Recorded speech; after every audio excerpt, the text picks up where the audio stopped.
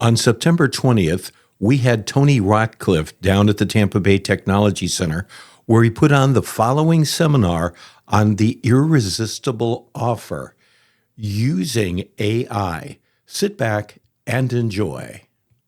Be easier. So let's get started. So as many of you know, and this will have relevance to what we're covering today in terms of AI.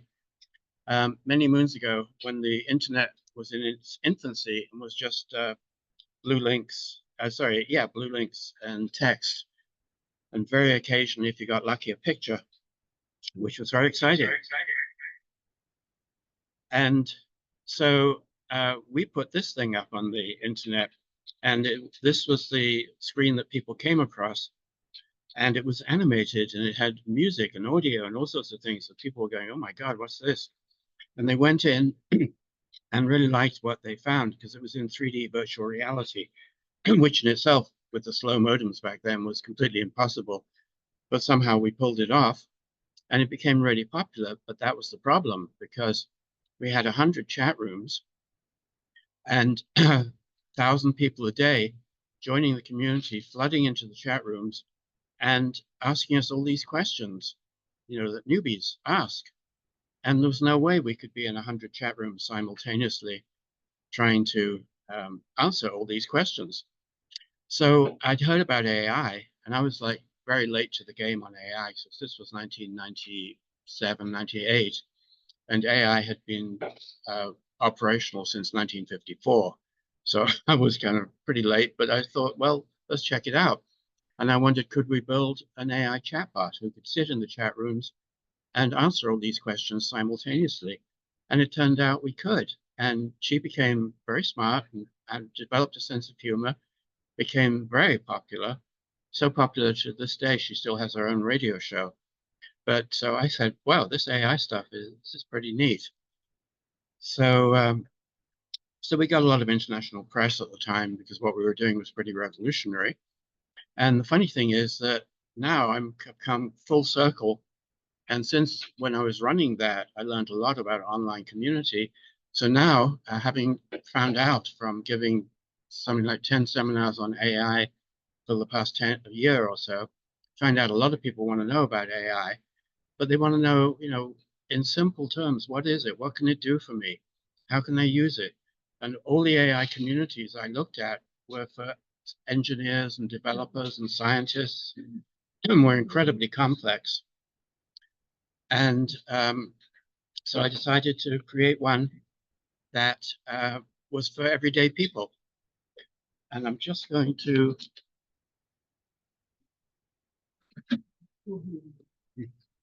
Okay, so so this is completely free. It's at AIConnectionClub.com, and it's kind of a cross between Facebook and X, and it's a fun place where you can make friends and learn about AI and interact with fellow enthusiasts.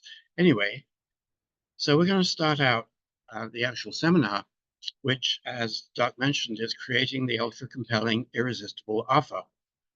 And the objective here is to help business owners refine their offer by identifying key transformations, addressing client objections, and enhancing the overall experience to create a compelling, value-driven journey for their clients. Now, Peng Joon, who I'll explain about in a moment, he said there's no relationship between being good and getting paid. There is a huge relationship between getting good at marketing and getting paid. And that's Peng. And the reason I actually mentioned Peng Joon is because, unlike most of my seminars, this one is actually not my information. What happened was, earlier this month, I went to 5 days of training by Peng Joon, who's just this extraordinary, successful internet marketer. And I learned so much that I went, whoa, this I've got to tell people, because I'm one of those annoying people when they find stuff out that they think could be valuable to others, they have to go and tell them.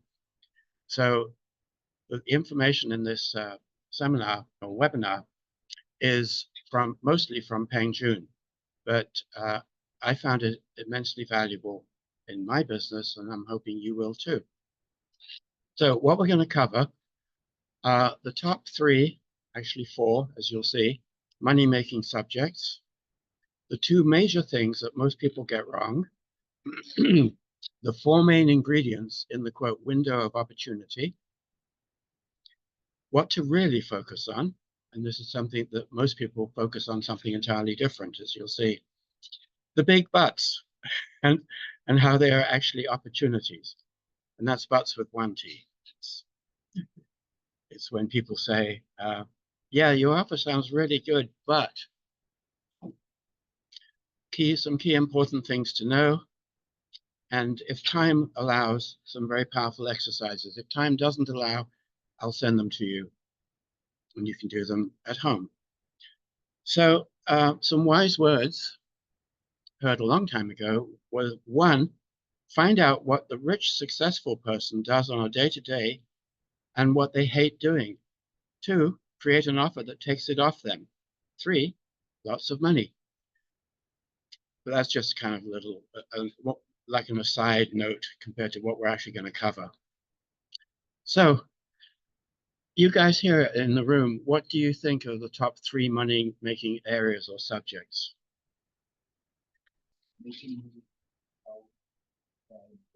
Speak up, Mr. Crows.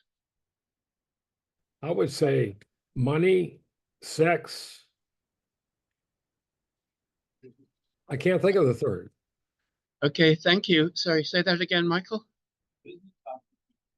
Yeah. Health and sex. Good. Well, you guys got, actually, you got them right. Health, wealth, and relationships are the 3. Indeed. Okay, so those are the 3 main areas where most people are making the most money. There's recently a 4th one, which I'm sure you're aware of, which is artificial intelligence. Now, the basic things that many get wrong. So, being a generalist is a major mistake. Generalists are generally broke. Being broad and general weakens you. So what's a generalist? It means, in terms of who you market to, means that you focus on a broad audience or multiple target markets rather than specializing in a specific niche or demographic. Instead of tailoring your marketing efforts to a single group, such as a specific age range, industry, or interest, you develop strategies that appeal to a wide variety of audiences. Now, I'm sure nobody here is guilty of that, but it's definitely worth noting because he's absolutely right. Generalists are generally broke. Being broad and general weakens you. And we're going to go into a lot more detail about that. For example, a generalist marketer might work with different industries or sectors, e.g. health, tech, education, or they might create campaigns that are designed to resonate with a broad demographic, such as all age groups or geographic regions. And you can see how that's going to dilute what you're doing and not be good. So, and there's a store that's very generalist. So, what are the cons of being a generalist? Well, less personalization. Broad marketing may lack the specific targeting that resonates deeply with particular niches, which can result in lower engagement or conversions. Diluted messaging, as mentioned, trying to appeal to everyone can lead to generic messaging that might not stand out to any particular group. Competition. Generalist marketing may face stiff competition from specialized brands or marketers who focus on a specific audience and can create more targeted, compelling campaigns.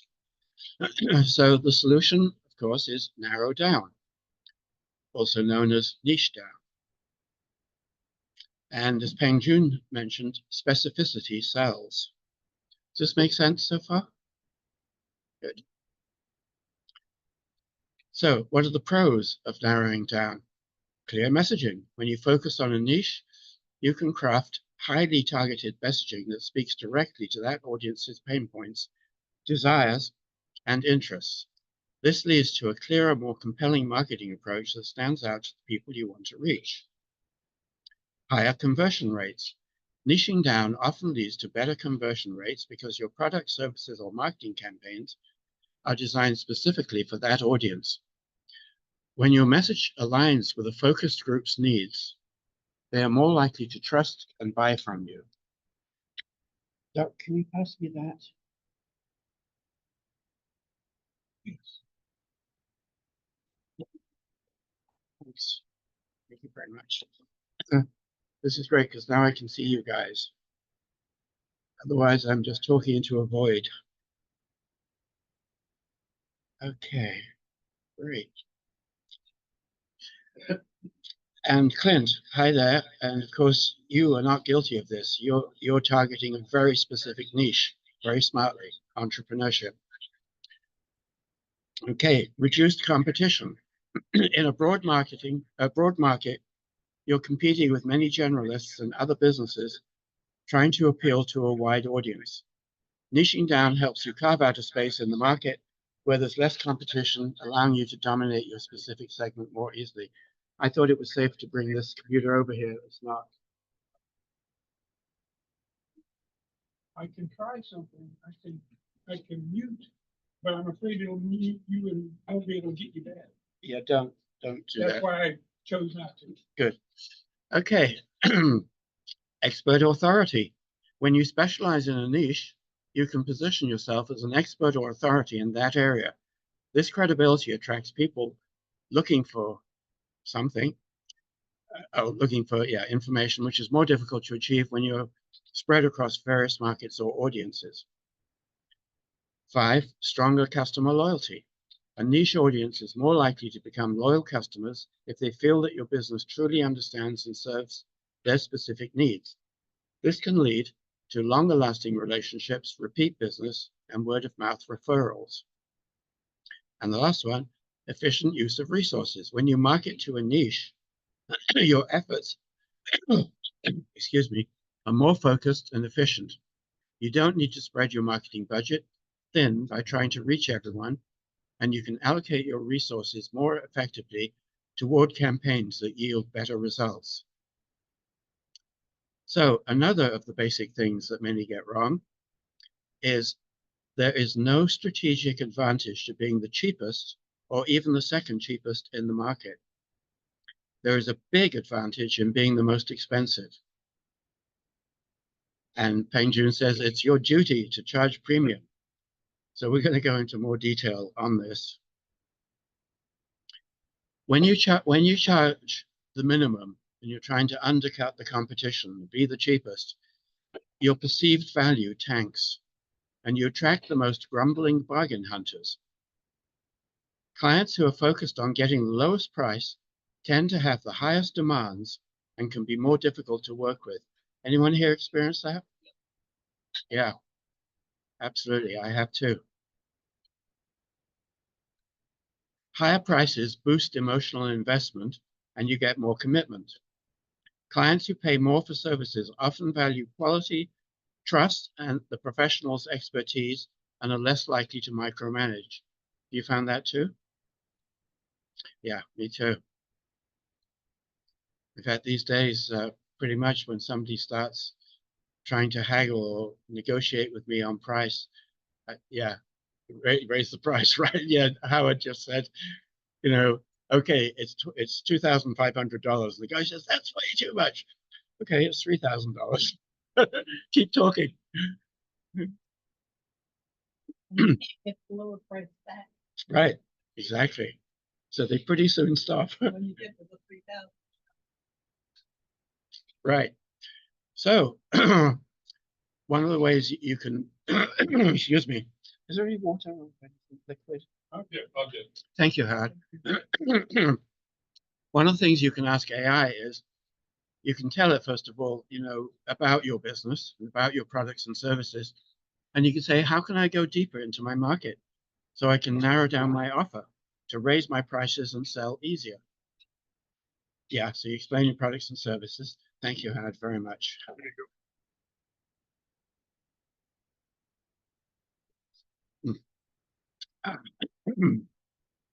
Example. I'm a life coach, and my audience is anyone who needs help in life. How could I go deeper into my market and narrow down my niche and even attract higher paying clients? And I found that AI is very helpful in this regard. You get a lot of great ideas. And of course, as you know from my other seminars, the key thing on AI is just not accepting the first answers, because they're going to be too general and too generic and not detailed enough. The more specific your prompt, the more detailed your prompt, the better the results you'll get. So as you see the answers and you see something, you go, oh, tell me more about that. Expand upon this. Give me step by step on that. And by doing that, this particular prompt will get you a lot of mileage, a lot of useful information. So there are, in terms of crafting your offer, once you've narrowed down your niche, you've decided, and we're going to do some exercises a little bit later to help with that. But once you've done that and you start to craft your offer to whatever the niche or the narrow down public or audience that you're targeting, there are 4 main ingredients. The problem intensity, and I'm going to go over each of these, was how intense is the problem for that audience. The investment capability, can they afford your offer? Engagement potential, where can you engage with them? And trending, is this particular area or niche trending up or down? Or is it dying? Is it dead?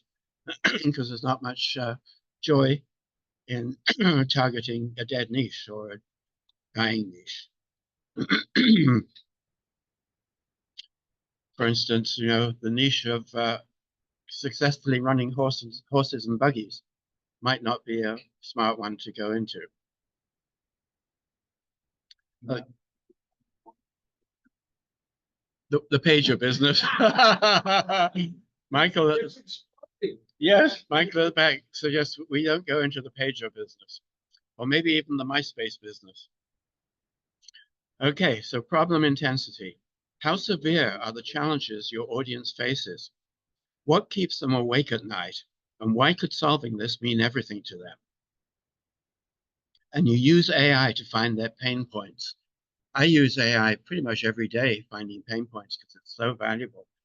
And for anyone who doesn't know what a pain point is, it's those things that are so painful to your audience, cause them so much concern, they have so much attention on them that they really need solutions for them. And if you can identify, and AI absolutely can, their pain points, you can then give solutions to their pain points. Investment capability.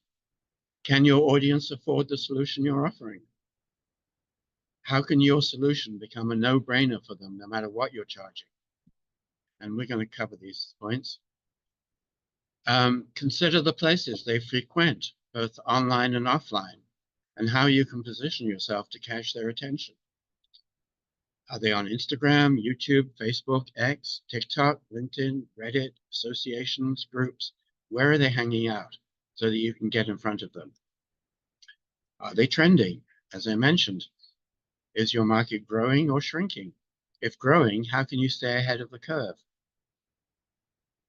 And you can ask AI about both of those things, and AI will very happily tell you. I think in a minute we're actually going to go online and look at some of this stuff. Now, this is the thing that so many people, and even some of my clients who should know better, they concentrate on features. In other words, you've got a product or service, and they list all the features that this product or service has. Nobody actually gives a damn. What they want to know are, what are the benefits to me of those features? What's the transformation that I will achieve? What are the results? That's all they care about. They don't want a list of 900 features. They want to know, what are the benefits for them that match their pain points. Yeah. Does that make sense? Does it make sense to anybody? Okay, good.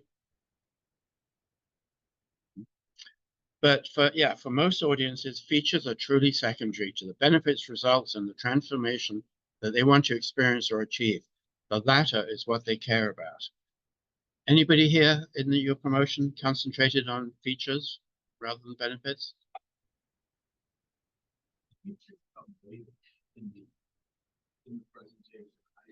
You're absolutely right. Michael says the features come later, and he's absolutely correct. Because when people are hooked into the benefits and they're seeing how it will affect them, then they'll start looking at, okay, so some of them will look and say, what are the actual features? But that's when you hit them first with the features, they already don't care. So here's an exercise, and if we get time, and I think we will get time, we'll do this exercise a little bit later together. We're going to make, say, a spreadsheet or a piece of paper with 3 columns. Left-hand column will be the features of your product or service, your offer.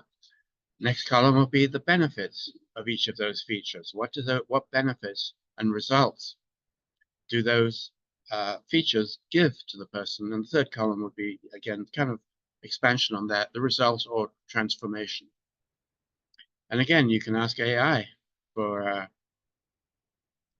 ideas. You can say, okay, I have these 10 features, and this is my audience, and this is my product. Give me what could be the benefits, suggested benefits for each of those 10 features. And it'll happily do that and save you a lot of brainstorming, trying to figure it out yourself. And most of them will be spot on. Some of them might not be relevant to your particular situation, but you'll be able to tell. Okay, the big buts and how to use them. So once you've started to get an idea of how you're going to recraft your offer, think of the journey for the transformation and list all possible objections or hesitations that your audience could have. The things where they might say, it sounds good, but, as an example, I want to lose, okay, your offer is going to help me lose weight, and I want to lose weight, but I don't have time to exercise. So there's an objection with a but. And here's the most common buts: not having time or money to do whatever it is your offer is asking them to do. Don't know how. I don't want to have to learn more things. It's a very common one. It's too complicated. So you need to be prepared in advance to answer these things and have solutions for them, which we're going to cover in a moment. And once again, AI is wonderful at helping you find these. So not having time or money, you could show convincingly how your solution will save them time, how you can save them lots of money, and how even how much money they'd lose if they don't use your solution. If they say don't know how, show them that they won't need to know how, as you or your AI system will hold their hand. 3, I don't want to have to learn more things. You can think of viable, done for you or even done with you solutions to give your offer even more value. In other words, if you can think of things where they don't have to learn more things because you're handling that for them, that increases the value of your offer right there. In fact, you can actually have 3 tiers to your offer. The basic offer, where they have to do what you teach them, which most people don't want to do. And then a higher priced offer of done with them, work together on Zooms. I find that a very effective one, and that costs more. And then if they want them done for them, even higher price. And you'd be amazed at how many choose the higher price one because they don't want to do this stuff. They want it done for them. And it's too complicated. You show them how you'll make it super simple for them. And of course, you're going to have to sit down and brainstorm this stuff. But like I say, AI will help immensely on that. And the thing is here, every time someone makes an objection or a but, you figure out how to link that to an opportunity. Because that's what they are. They're actually opportunities where you can say, okay, I can solve that but, and it's going to make my offer even more valuable. And as I just mentioned, one workable and effective way is to look at how you could add a huge increase of value by solving some of these as done with you or done for you. Done with you costs more, done for you costs even more. And you can ask AI ideas for this and for objections. In fact, let's go and do that right now. And I'm just going to say, in sending your private name. Okay, so here's a prompt. I'm going to actually go off here and grab this prompt as a starting point, and then go back.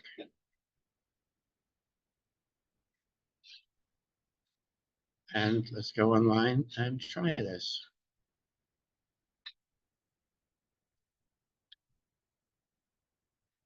So as many of you know, I've built a lot of custom AI tools that help me with all sorts of things.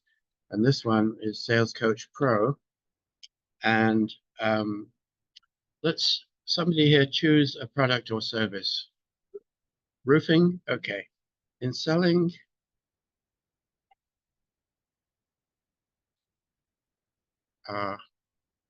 roof. Whoop. It's dark. Selling our roofing services to, and who's your, to homeowners, okay. Zero it down, let's put, senior citizens. Okay, senior homeowners.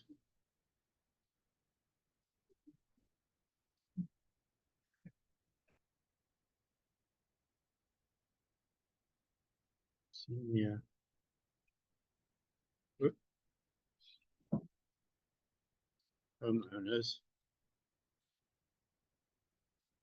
What are key buts that they might have, such as your offer makes sense, but, and what are good handlings for each?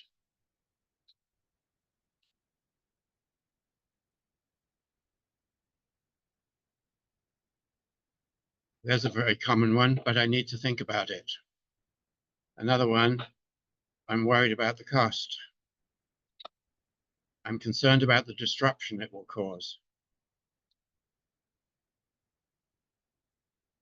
I want to compare with other options first. Yeah. My family handles these decisions for me. And you can ask for, give me 10 more or give me more details. So each one, it comes up with an objection or a but that you might run into. And these make sense to you, right? You're a roofing person. Good. I want to make other offers, get other opinions, right? So that would be a big one. Right. And you can say, is there something you know about? You can say, what about? And, give me 5 more. And it gives a handling for each of them, which is very useful.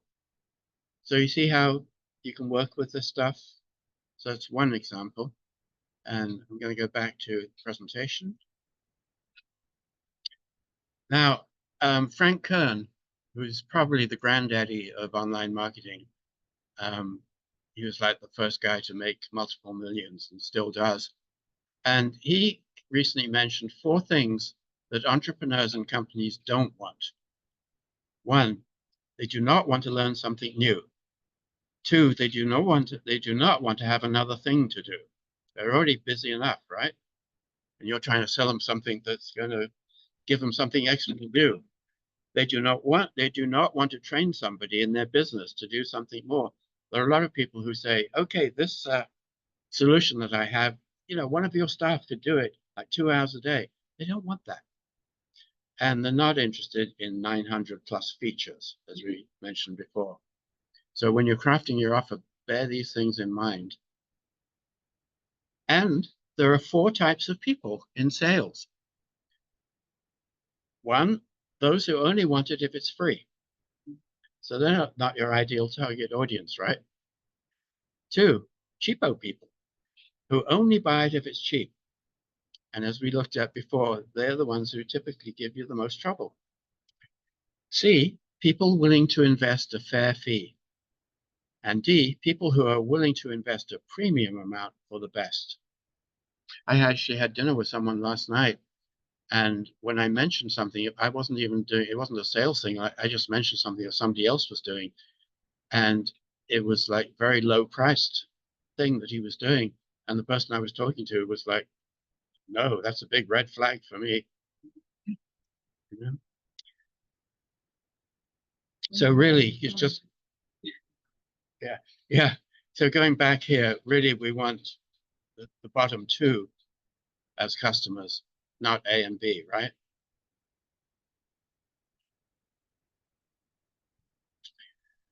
Okay, so obviously it's vital to believe in the value of your offer.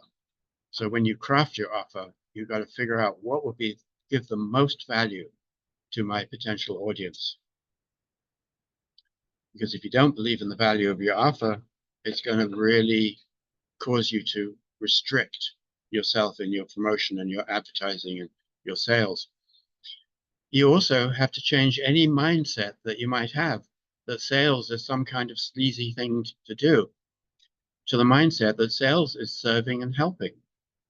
Because if you give something to people that is really useful to them and that they find value in, that's a noble thing, not a sleazy thing. There are many salesmen who've made it into a seemingly sleazy thing by their methods. Well, we're not those people, right? You have to be prepared to help them, the person that you're talking to, change any self-limiting mindsets they have. You know, like in the bus, like, oh, I can't do it. I don't know enough. I can't give a seminar or whatever it might be that you're asking them to do. Facts tell, stories sell. So that's why the whole feature thing is such a no-no. You just give someone a whole bunch of facts, they'll just go to sleep. Stories, if they're compelling, useful stories, you'll have them keep their attention. And of course, the thing we all know, people buy based on emotions and they justify it with logic. So that's why we're looking for the pain points, the emotional things that are causing them to have negative emotions on something related to your subject. Make sense? Good. Doug, do you happen to know if there's anything in the chat? Did you have a chat window open? Because I can't see from here. Oh, actually, I can temporarily see, I think. Oh, yeah, people are saying, good. Agreed. Yes, it makes total sense. Thank you. Thank you for that feedback. That helps. Now, of course, my chat window is blocking you guys in here, so I'll close it temporarily. But thank you for that feedback. Appreciate it. So now, of course, this is another one we all know. People give much more credence to what others say about you than what you say about you. So, of course, testimonials and reviews, especially these days, are vital, vital, vital. If you have say a web page or an ad or whatever, and it's all about you saying how great you are, you lose them right there. But if you have somebody telling their experiences with you and how great you are, so much more powerful, so much more credence, so much more useful. They're giving you a little bit of feedback, which is good, but there's nothing that you got to answer. Yeah, thank you. Scarcity and urgency. If you're making an offer, an online offer, and you add an element of scarcity, like only 6 left, or urgency, the price goes up on Saturday night because we have to cover the costs of this, that, or the other. But those things must be real. They must be true. They can't be these fake things that you come across that say, at midnight tonight, the price is going to go way up. You go back the next day, the price has not gone up. You've lied to them right there. They're not going to trust you anymore.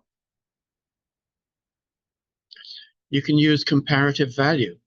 You can position your offer next to a higher priced one and show all the features and benefits that they have, and then you show how much better your offer is for a slightly lower price. It gives them a good, it makes you seem more affordable, which you are. And this is an interesting one.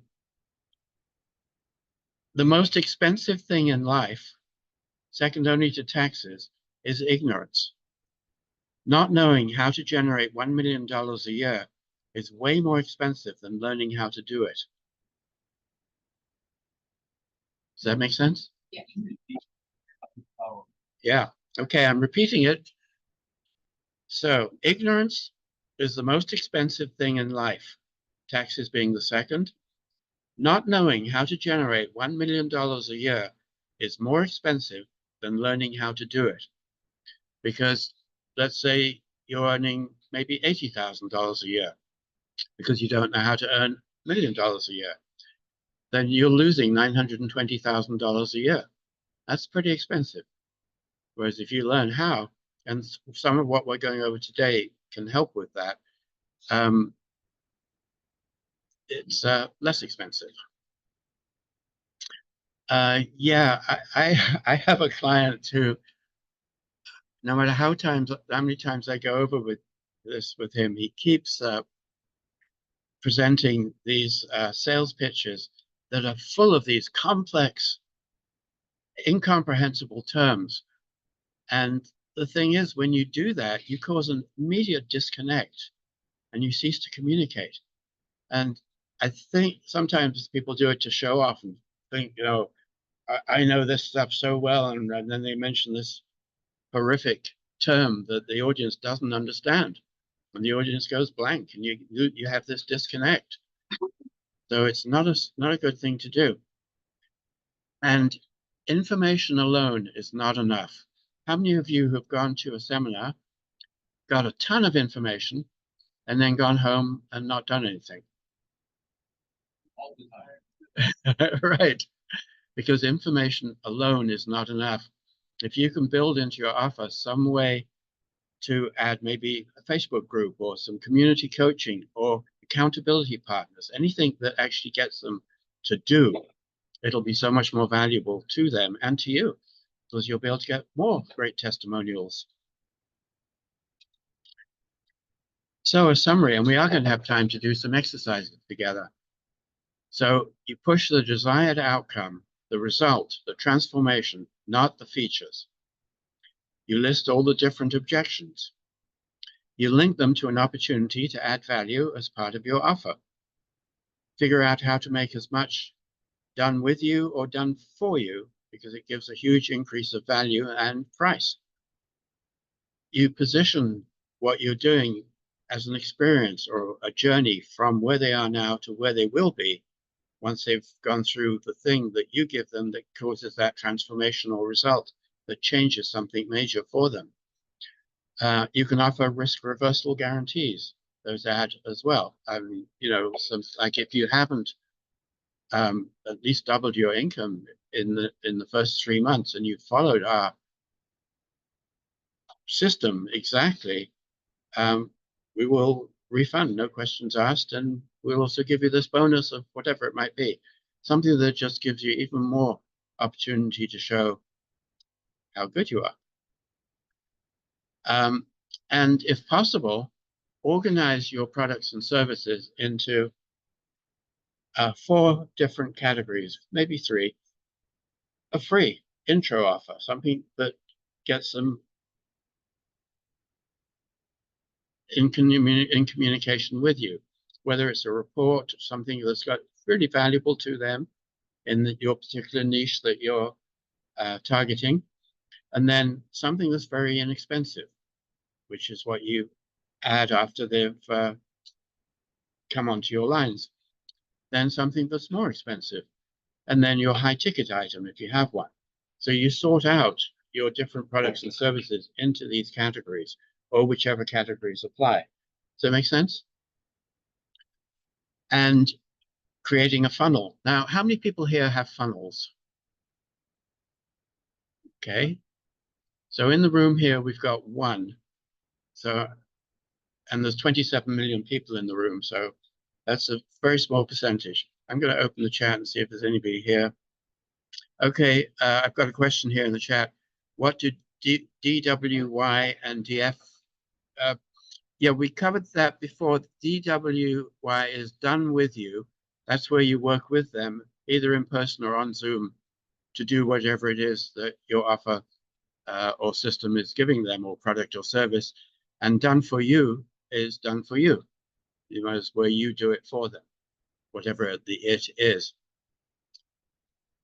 Okay, so I'm going to close the chat for a moment.